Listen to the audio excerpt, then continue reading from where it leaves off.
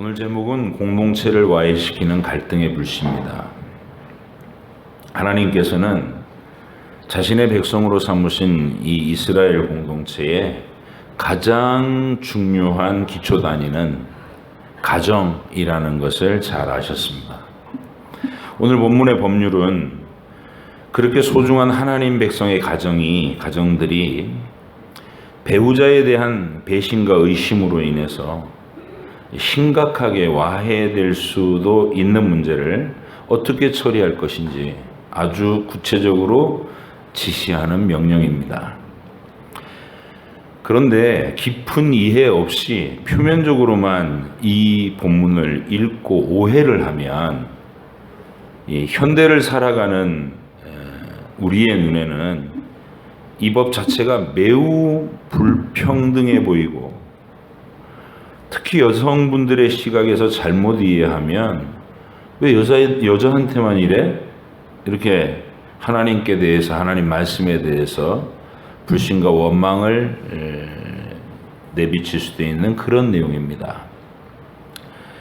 그러나 조심스럽고 침착하게 이 법을 만드신 하나님의 의도를 잘 파악하면 원망이 아닌 신뢰와 감사를 하나님께 드릴 수 있게 됩니다.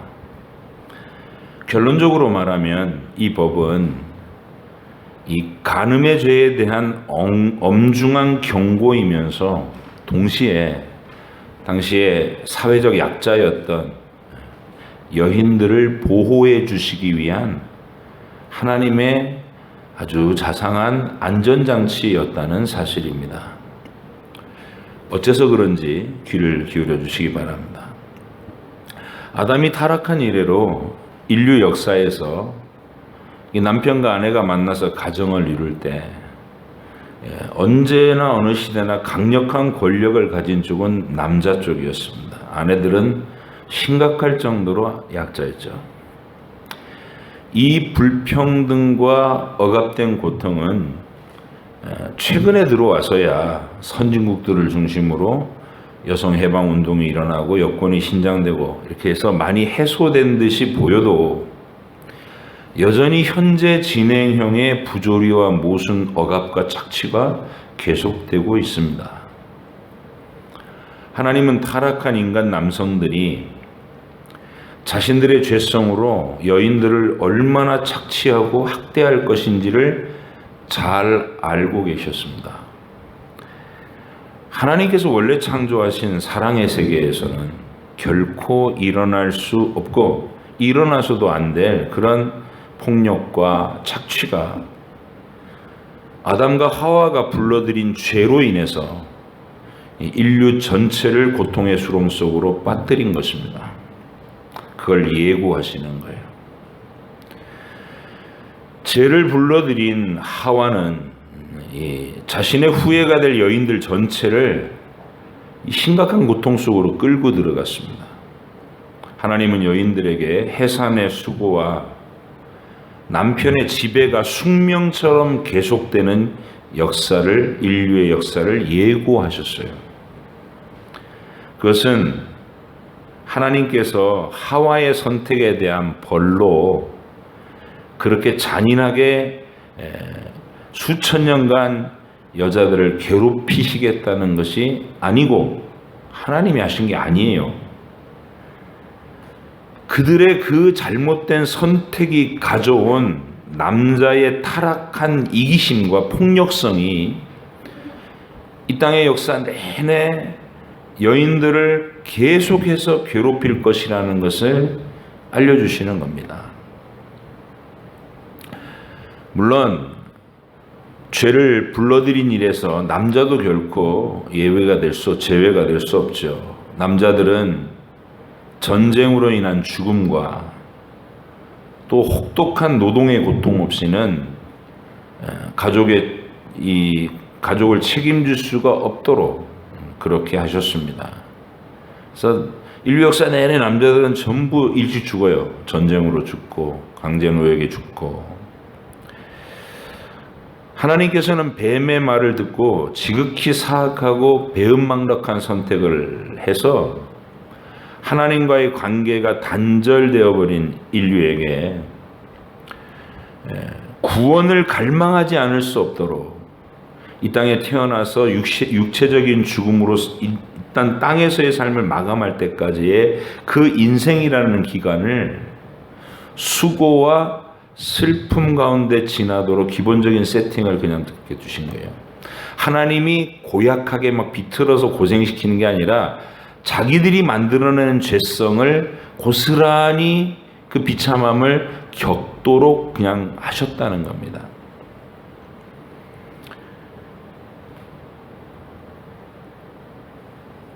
비참하고 고통스럽고 수고와 슬픔뿐인 짧은 인생을 통해서 자신들이 하나님을 버린 것이 얼마나 어리석은 선택이었는지를 깨닫고 겸손하게 그리고 간절하게 하나님의 용서와 구원을 바라보게 하시려는 하나님의 은혜의 장치인 것입니다.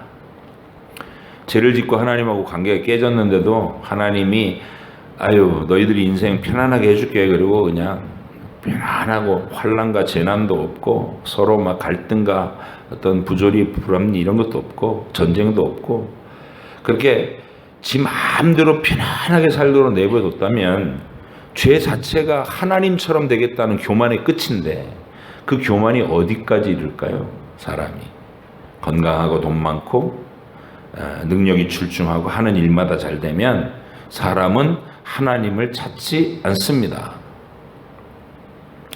하나님이 우리가 하나님과 관계가 깨진 것이 우리에게 얼마나 큰 고통인가를 절절히 체험하게 하시는 거예요. 일평생.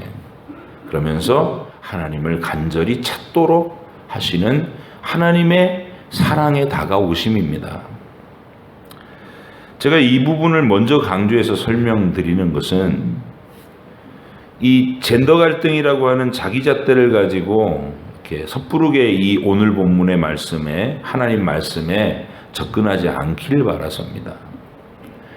남녀의 불평등의 문제는 결국 그래봐야 동일한 수고와 슬픔과 죽음이라는 인생의 진실 앞에 직면해야 되는 거고 성경이 가르치는 대로 남녀 각각의 그 나름대로의 비참함 그것으로 죄의 교만을 꺾고 구원의 은혜를 갈망해 하시려는 하나님의 섭리 속에서는 둘 다 똑같은 겁니다. 누가 더 낫고 누가 더 열등하고 고통스럽고 그게 없는 거예요. 둘 다 비참해요. 타락한 죄성의 남자라 그리고 여자가 그런 고난의 인생을 통해서 겸손을 배우고 심령이 가난해져서 하나님의 구원의 진리를 받아들이고 하나님의 거듭난 백성이 되고 나면 이 비참한 현실을 천국의 원리로 회복되어지게 하나님께서 의도하셨습니다. 바울은 이렇게 말합니다. 고린도전서 11장 11절로 12절에서 그러나 주 안에는 남자 없이 여자만 있지 않고 여자 없이 남자만 있지 아니하니라. 이는 여자가 남자에게서 난 것 같이 남자도 여자로 말미암아 났음이라. 그리고 모든 것은 하나님에게서 났느니라. 이렇게 정리해요. 남녀 문제를. 주 안에서 회복된 남녀의 관계는 더 이상 지배하고 착취하는 관계가 아니고 하나님의 권위 아래에서 각자의 위치를 존중하며 한없이 섬기는 사랑으로 영원히 하나가 되는 그런 관계로 성숙해져 갈 수 있다는 것입니다. 이게 하나님 나라의 위대한 면모입니다. 아담과 하와에게 선고했던 그 비참함이 믿음 안에서 해소되어 갈 수 있다는 게 우리가 그 방향으로 노력해야 되는 거예요. 어쨌든 인류는 하나님께서 경고하신 그대로 남성들의 이 죄성의 특징이 폭력과 억압으로 나타났고 그 지배 아래서 끝도 없는 여인들의 순환사 이게 시대마다 보여주고 있습니다. 우리의 인류의 어머니들이 얼마나 고통스러운 인생을 살았는지는 역사의 그냥 구석구석을 보면 처절하게 드러납니다. 하나님께서 오늘 본문의 이 독특한 재판법을 명령하시는 배경에도 그런 불평등과 억압이 전제되어 있는 겁니다. 고대 세계에서 하나님의 통치를 받지 않는 이방 나라들에서 여성의 지위는 정말 참혹할 정도로 비참했습니다. 고대 세계에서는 인권 자체가 없었어요.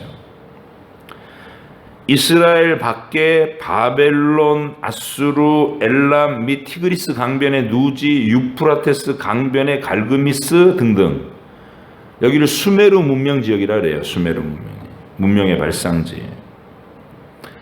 이 지역에서는 여인이 남편에 의해서 간음으로 고발이 되잖아요.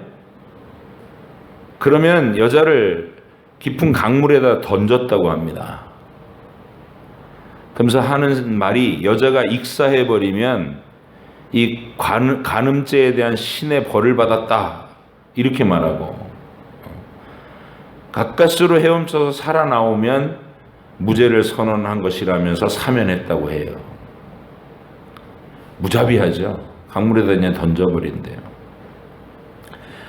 그에 비하면 하나님께서 모세를 통해서 세우시는 이 간음죄, 이 법은, 이 판별법은 간음죄에 대한 엄격한 경고도 담는 동시에 일방적으로 약자인 여자를 남편의 의심과 폭력에서 보호해 주시는 깊은 배려가 있는 것입니다. 앞에서 읽은 이 법을 제정하는 취지의 말씀을 보면 자기 아내의 행실에 대해서 증거 없이, 이게 중요한 거예요. 증거 없는 거예요. 지금 증거 없이 의심을 품게 된 남편이 자신의 짐작만으로 아내에게 위해를 가하지 못하도록 하나님 앞에 데리고 나와서 판결을 받도록 하신 것이 하나님의 첫 번째 지혜입니다. 여인에게 불공평한 게 아니고 오히려 여인을 보호한 거예요.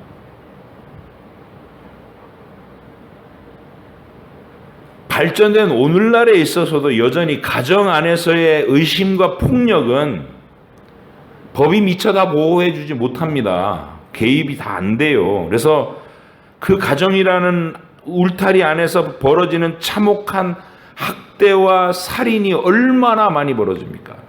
현대에도, 지금도. 그런 사실을 생각해 본다면 이 모세의 하나님의 법이, 모세를 통해 세우신 이 하나님의 법이 얼마나 안전하게 약자인 여자와 아이들을 보호하는 법인지를 우리가 처음부터 느껴야 되는 거예요. 하나님은 배우자를 두고 저지르는 간통은 사형으로 다스리도록 명령하셔서 이스라엘 가정들을 깨지지 않고 더럽혀지지 않고 보호하시려고 일단 의도하셨고요. 그런데 증거가 없이 남편이 의심하는 것은 공연한 오해와 다른 분풀이일 가능성이 큰 겁니다. 증거도 없는데 막 네가 그랬지 그러면서 막 몰아치는, 그게 이제 오늘날로 얘기하면 의처증인 거예요. 미치고 팔짝 뛸 일이죠. 얼마나 많은 남자들이 이 상황에 사로잡혀 갖고 자기 가정을 비참한 죽음의 구렁텅이로 몰아넣는지 몰라요. 아내도 평생 괴롭히고 아이들도 파탄내고, 그걸 원천봉쇄한 겁니다. 증거가 없이 의심만으로 아내를 때려잡으면 그놈이 범법자가 되는 거예요. 데리고 나와라. 하나님 제사장 앞에서 하나님 앞에 거룩한 맹세를 하면서 재판장 앞에서 판결을 받아라. 이게 하나님의 세우신 법입니다. 안심되죠? 멋진 거예요, 우리 하나님이. 만약에 어떤 남자가 하나님의 이 명령을 거스르고 짐작만으로 아내를 때려잡았다면 그 자체가 하나님을 능멸하는 죄인 거예요. 이스라엘의 율법을 그렇게 묶어두셔서 남자들의 잘못된 폭력성을 일단 억제를 하신 겁니다. 자, 이 판별을 하게 하려는 하나님의 제안들, 이것도 사뭇 신선합니다. 여러분 읽으면서 야, 우리 하나님, 이게 설명을 다 듣고 나시면 정말 지혜로우시고 너무 좋으신 하나님이시다, 이런 느낌이 들 거예요. 16절로 31절 한번 쭉 읽어보시겠습니다. 시작. 제사장은 그 여인을 가까이 오게 하여 여호와 앞에 세우고 토기에 거룩한 물을 담고 성막 바닥에 티끌을 취하여 물에 넣고 여인을 여호와 앞에 세우고 그의 머리를 풀게 하고 기억나게 하는 소재물 곧 은심의 소재물을 그의 두 손에 두고 제사장은 저주가 되게 할 쓴 물을 자기 손에 들고 여인에게 맹세하게 하여 그에게 이르기를 네가 내 남편을 두고 탈선하여 다른 남자와 동침하여 더럽힌 일이 없으면 저주가 되게 하는 이 쓴 물의 해독을 면하리라. 그러나 네가 내 남편을 두고 탈선하여 몸을 더럽혀서 내 남편 아닌 사람과 동침하였으면 제사장이 그 여인에게 저주의 맹세를 하게 하고 그 여인에게 말할지니라. 여호와께서 내 넓적다리가 마르고 내 배가 부어서 네가 내 백성 중에 저주거리 맹세거리가 되게 하실지라. 이 저주가 되게 하는 이 물이 네 창자에 들어가서 네 배를 붓게 하고 내 넓적다리를 마르게 하리라 할 것이요. 여인은 아멘 아멘 할지니라.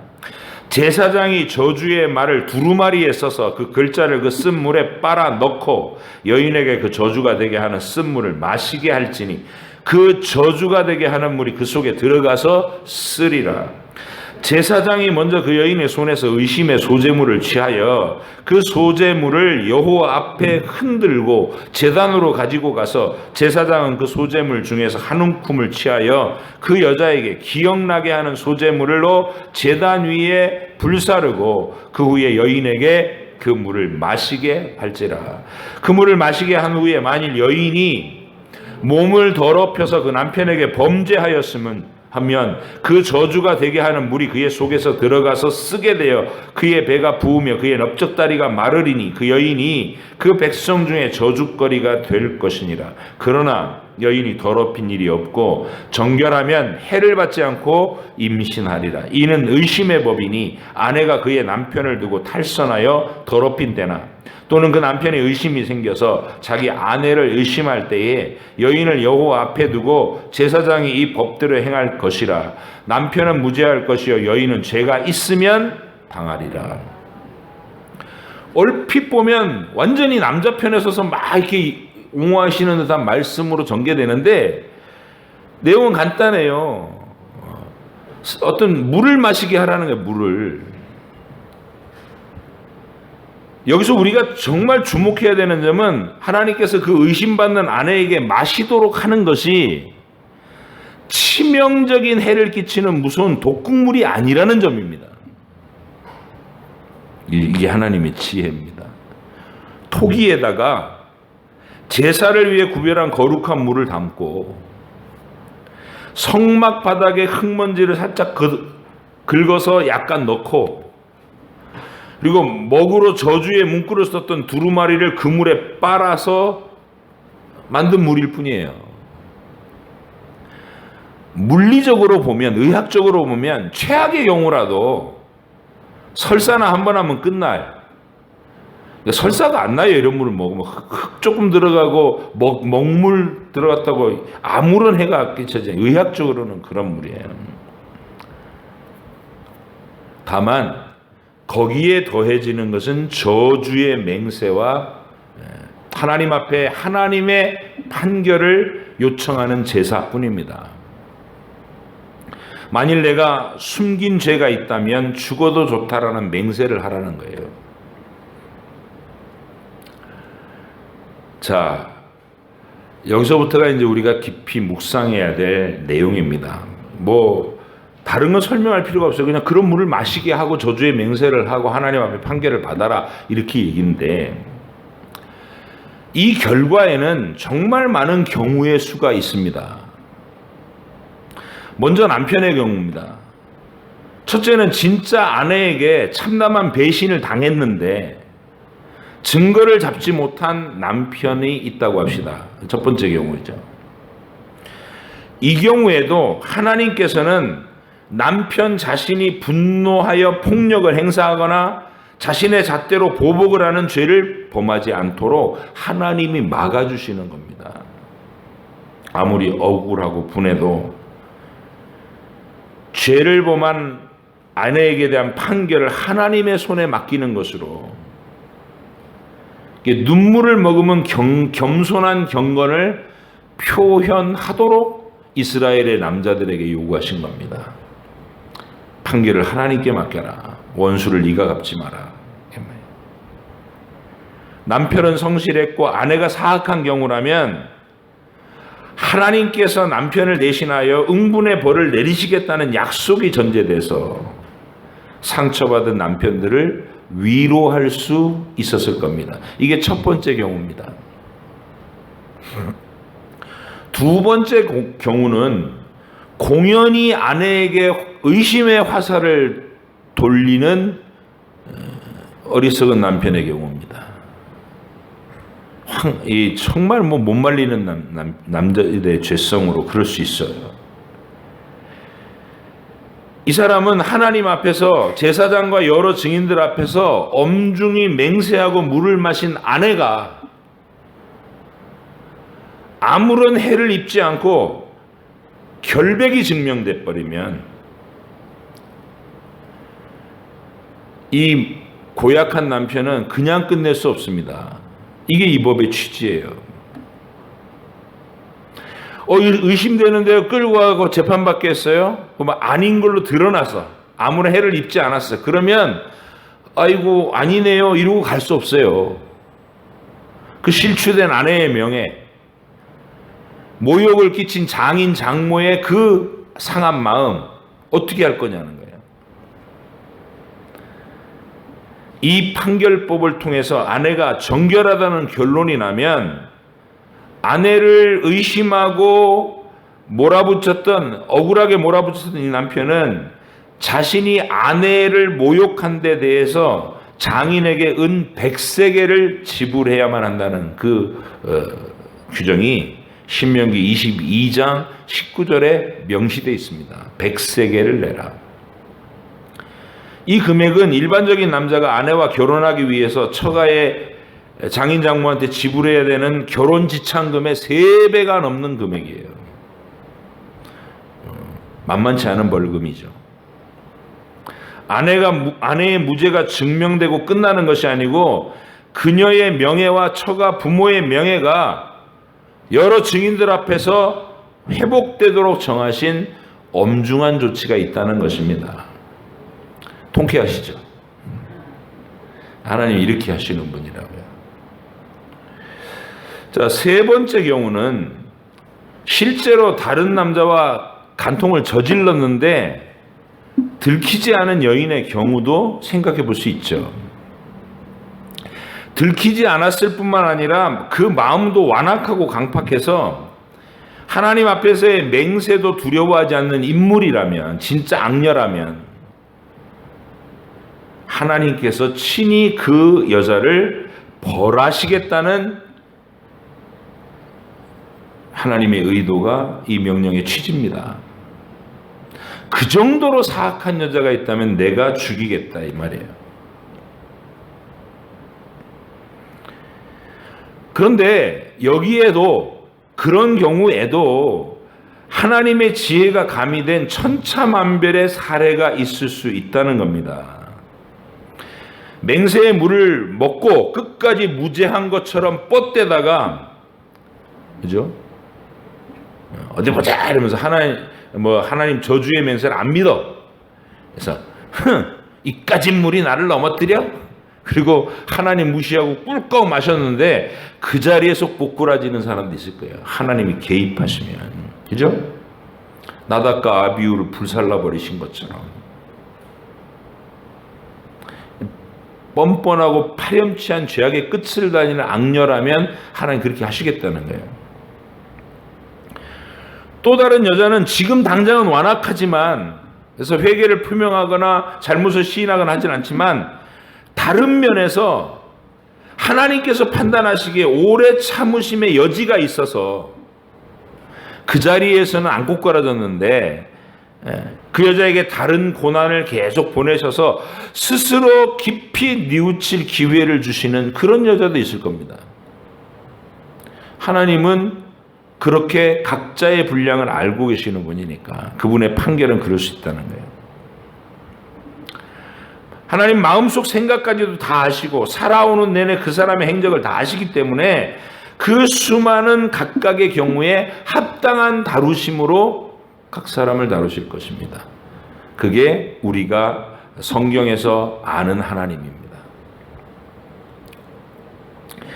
네 번째 경우에 죄를 범했지만 하나님의 판결의 자리에 끌려 나오면서 그 과정 속에 이미 고뇌하고 마음속으로 간절하게 후회하며 하나님의 긍휼을 마음속으로 간청하는 여자도 있을 수 있습니다. 아직 죄를 자백하는 수준에까지 회개에는 도달하지 못했어도 살아계신 하나님을 두려워하며 그 맹세하고 마신 물을 마신 여인이 있다면 하나님이 기회를 더 주셨을 가능성이 커요. 그죠? 요한복음 8장에 나오는 간음 현장에서 잡힌 여자를 대하시던 하나님의 아들의 모습을 떠올려 보세요. 모세의 법으로는 돌로 쳐 죽이라고 했습니다. 그리고 전부 막 돌로 치자고 그러는 사람들 앞에서 우리 주님은 너희 중에 죄 없는 자가 먼저 쳐라 도전하셔서 다 물러가게 하셨어요. 여자와 둘만 남았을 때 너를 정죄하던 사람이 있느냐? 없습니다, 주여. 나도 너를 정죄하지 않겠다.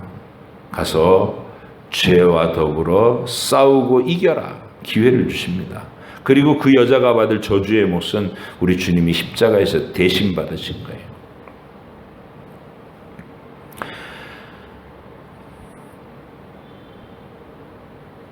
하나님께서 먼저 긍휼을 보여주시고 마땅히 죽었어요. 저주의 맹세대로 한다면 자기가 마땅히 배가 붓고 죽었어야 마땅한데 안 죽었다. 그러면 그렇지. 그까짓 물이 이렇게 그건 악녀고 하나님께서 긍휼을 베푸신 그 여인이 하나님이 나를 살려주셨구나 라는 것에 감격하면서 그날로부터 힘써 자기의 행실을 스스로 고쳐나가는 인생을 산다면 그 여자는 살았을 것입니다.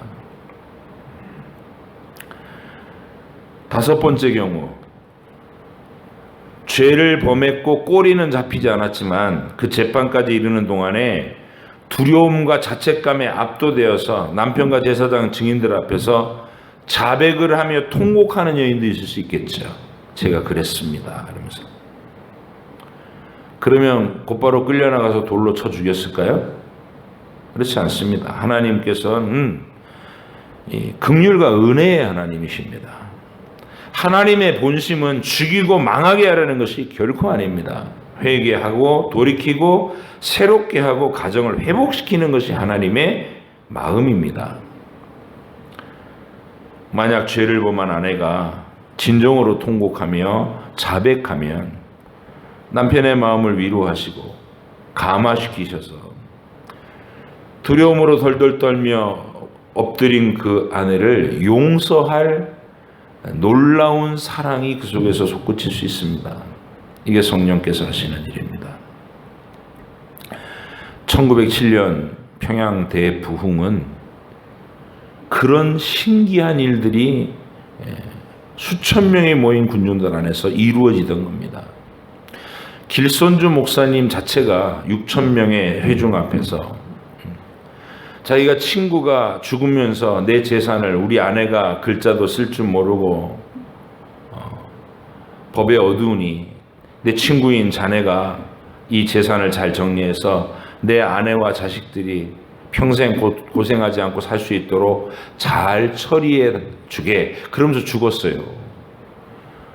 근데 이 길선주 목사님이 장로 시절에 그 유언을 받았는데 자기가 그 재산의 얼마를 빼돌린 겁니다. 아무도 모르니까. 그리고 이제 목사가 돼가지고 이 산정현 교회에서 1907년도 그 하나님의 성령 집회가 열렸는데 길선주 목사가 울면서 그걸 공개 고백을 해버린 거예요. 내가 이런 악한 놈입니다.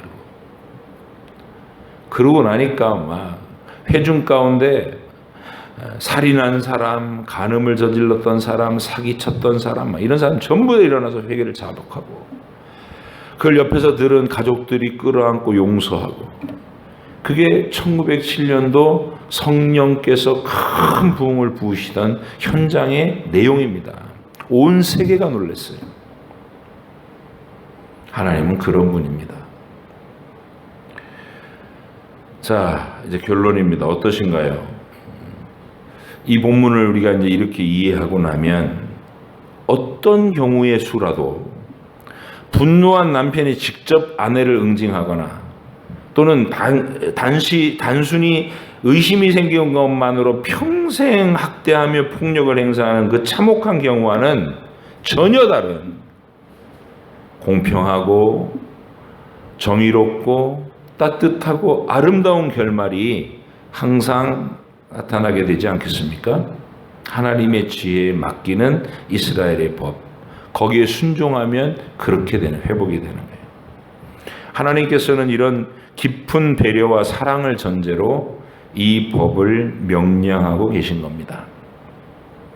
부디 이런 하나님을 더 깊이 신뢰하시고 더 뜨겁게 사랑하시면서 하나님께서 원하시는 그 거룩하고 정결한 삶을 이루기 위해서 더욱 우리 저마다 힘쓰는 하나님 나라의 찐 백성, 참 백성들이 되시기를 주의 이름으로 부탁드립니다.